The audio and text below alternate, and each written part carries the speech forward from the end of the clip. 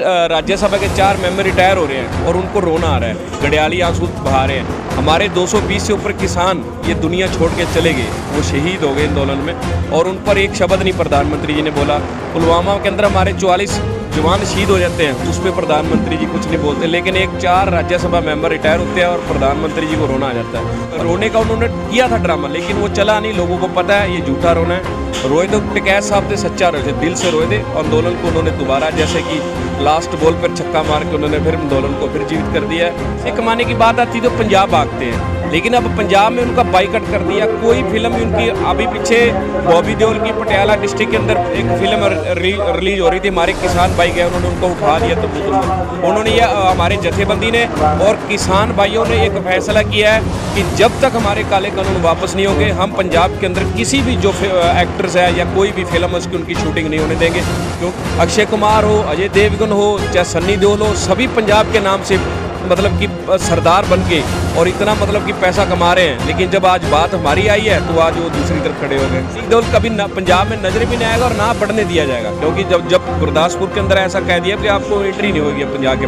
अभी भारत न्यूज़ 91 में आपका स्वागत है। इस वक्त मैं हूँ सिंघू बॉर्डर पर। सिंघू बॉर्डर में जिस तरह बता दूं आपको कि इससे पहले भी भारत न्यूज़ 91 सिंघू बॉर्डर यहां आया था और जगह जगह से तस्वीरें, जगह जगह की वीडियो आप तक पहुंचाया था। यहां पर किसानों ने बिल्कुल बहुत ही अच्छा इंतज़ाम कर रखा है और बहुत ही शांति से प्रदर्शन कर रहे हैं, और जगह जगह लंगर का भी मैंने दिखाया था। आज फिर सिंघू बॉर्डर भारत न्यूज़ 91 पहुंचा है। आज उसी जगह पर हूं जहां पर मक्की की रोटी, सरसों का साग और मक्खन लगा करके जो लोगों के सेवा में ये लोग तकसीम करते हैं, बांटते हैं, और शाम में ये शहद में दूध डालकर उसमें छुआरे खजूर डालकर ये लोग केसरी वाले दूध भी बांटते हैं। आइए ये जो लंगर चला रहे हैं उन्हीं में से एक सदस्य से हैं, बात करते हैं, उनसे ही जानने की कोशिश करते हैं कि तकरीबन 3 महीने हो गए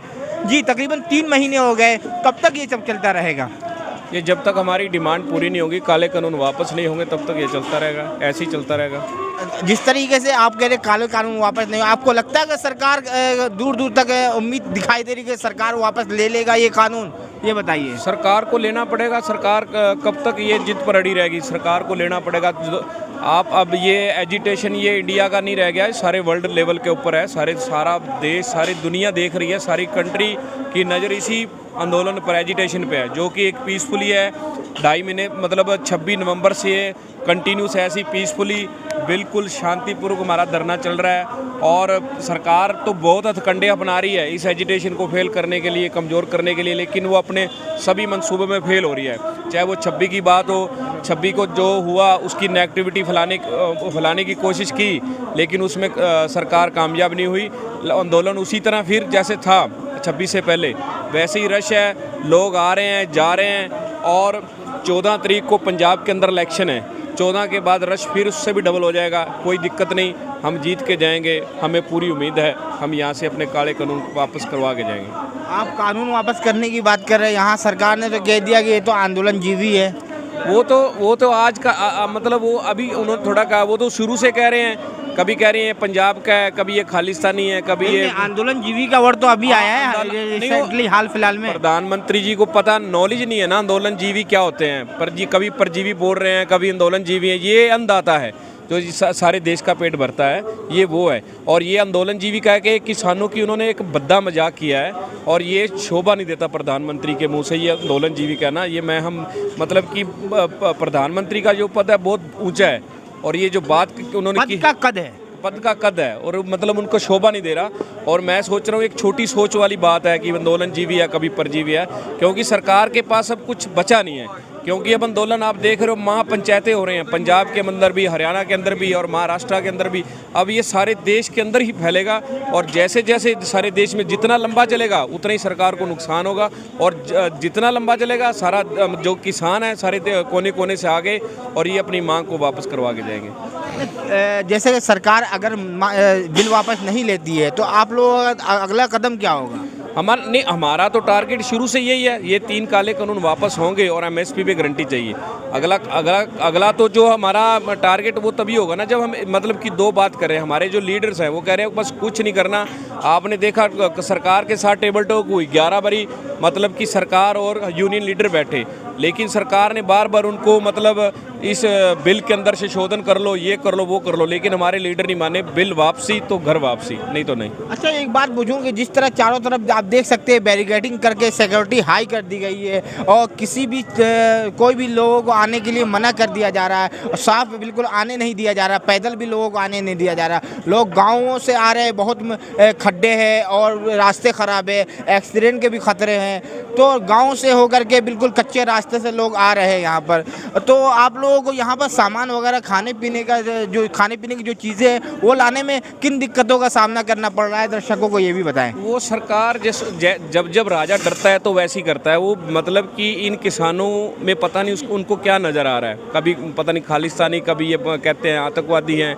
और ये बैरिकेडिंग जो की हुई है, दिक्कत तो आ रही है, लेकिन इन दिक्कतों से हम लड़ने के लिए तैयार हैं क्योंकि हम प्रिपेयर हो गए हैं। सर्दी यहाँ निकाल दी, अब गर्मी जैसे आ रही है, मौसम बदल रहा है, चेंज हो रहा है, उसके लिए भी हम प्रिपेयर हैं। अभी आपने देखा होगा हमारे जो किसान भाई है अपनी फ्रिज वगैरह और कूलर वगैरह का इंतजाम अभी से कर रहे हैं। और यहाँ पर भी जैसे मक्खी मच्छर है उसकी स्प्रे कंटिन्यूस मतलब क्योंकि लंगर चलता है, लंगर में मक्खी मच्छर का ऐसा हम ठीक नहीं समझते, उसकी स्प्रे भी की जा रही है।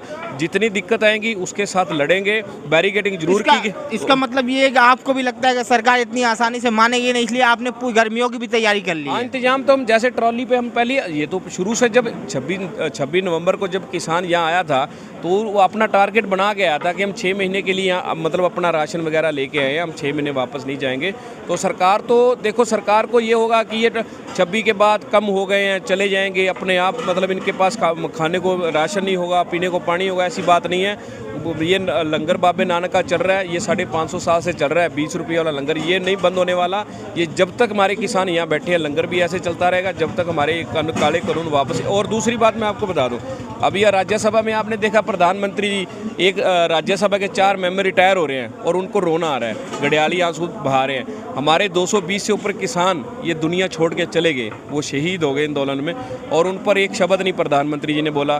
पुलवामा के अंदर हमारे 44 जवान शहीद हो जाते हैं, उस पर प्रधानमंत्री जी कुछ नहीं बोलते, लेकिन एक 4 राज्यसभा मेंबर रिटायर होते हैं और प्रधानमंत्री जी को रोना आ जाता है। और ये बहुत मतलब कि क्या कहें, हम शब्द ही नहीं है कि ऐसा प्रधानमंत्री फरेब में भी मतलब कि जैसे कि मतलब कि गिरगिट रंग बदलता है टाइम पे, लेकिन अब रोने का उन्होंने किया था ड्रामा, लेकिन वो चला नहीं। लोगों को पता है ये झूठा रोना है। रोए तो टिकैत साहब थे, सच्चा रोए थे, दिल से रोए थे। आंदोलन को उन्होंने दोबारा जैसे कि लास्ट बॉल पर छक्का मार के उन्होंने फिर आंदोलन को फिर जीवित कर दिया है। और ये मतलब सरकार का कोई हथकंडा नहीं चलेगा, सरकार जितना भी मर्जी हट जाए, लेकिन नहीं, किसान अपनी ये। आपने जैसे कि राकेश टिकैत जी के बारे में आपने बताया कि वो रोए थे, उनके आंसू सच्चे थे।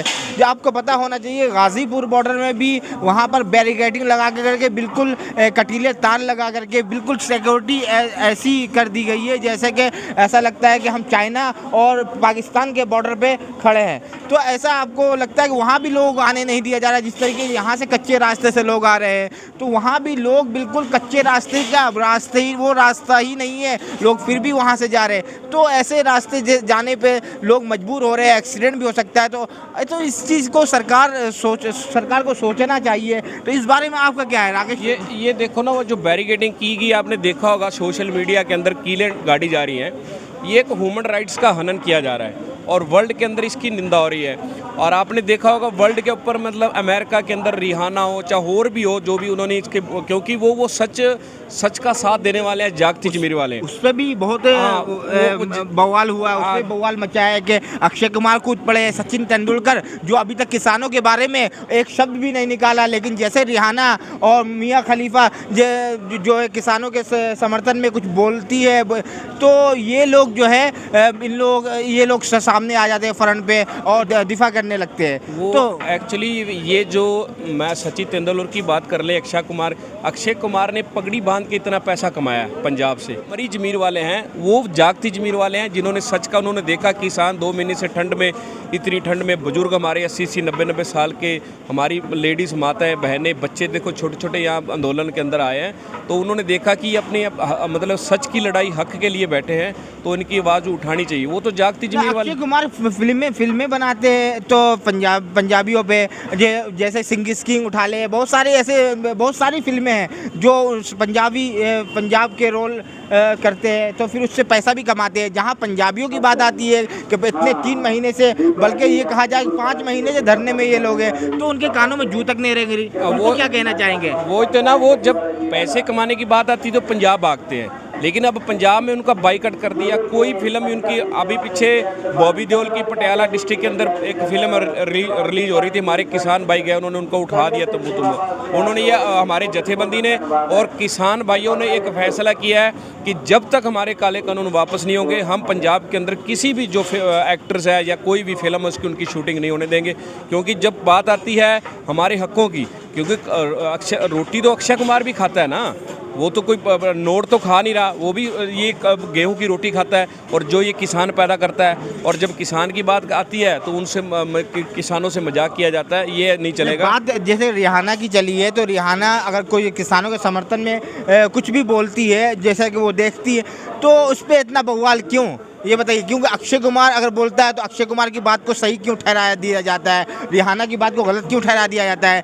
क्योंकि अक्षय कुमार भी तो कैनेडियन है। वो अक्षय कुमार कनेडियन तो जरूर हैं, लेकिन वो मोदी भक्त हैं, वो अंध भक्त हैं, मोदी भक्त हैं, वो इसीलिए उनकी बात को मतलब कि सही ठहराया जाता है। रिहाना तो इस कंट्री से कोई लेना देना नहीं है। अक्षय कुमार भी तो कैनेडियन है। कैनेडियन, लेकिन वो अब जो उन्होंने बात की है, अब जो कनाडा जाएंगे तो उनका जवाब मिलेगा ना भाई। अब हमारे, क्योंकि कनाडा के अंदर आप देख रहे हो सारे कंट्री के अंदर हमारे किसानों के हक में प्रदर्शन किए जा रहे हैं। और जर्मनी के अंदर 10,000 ट्रैक्टर का प्रदर्शन किया जर्मनी के अंदर, और सभी कंट्री के अंदर हम मतलब किसानों के हक में प्रदर्शन किए जा रहे हैं। जब अब दोबारा कनाडा जाएंगे तो उनसे पूछा जाएगा भाई आप हमारे जो किसान बैठे हैं ठंड में, और 220 किसान हमारे शहीद भी हो चुके हैं, और आप उनको मतलब मजाक कर रहे हो, और जो किसानों के हक में बोल रहे हैं और आप उनकी खिलाफत कर रहे हो। क्योंकि अब दोबारा मैं रिपीट कर दूं, अक्षय कुमार हो, अजय देवगन हो, चाहे सन्नी देओल हो, सभी पंजाब के नाम से मतलब कि सरदार बन के और इतना मतलब कि पैसा कमा रहे हैं। लेकिन जब आज बात हमारी आई है तो आज वो दूसरी तरफ खड़े हो गए। सनी देओल का वो जो है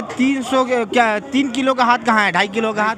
वो तो 2.5 किलो वो तो सनी देओल ही बता सकेंगे, क्योंकि हमें तो सनी देओल कभी पंजाब में नजर भी नहीं आएगा और ना बढ़ने दिया जाएगा। क्योंकि जब गुरदासपुर के अंदर ऐसा कह दिया कि आपको एंट्री नहीं होगी पंजाब के।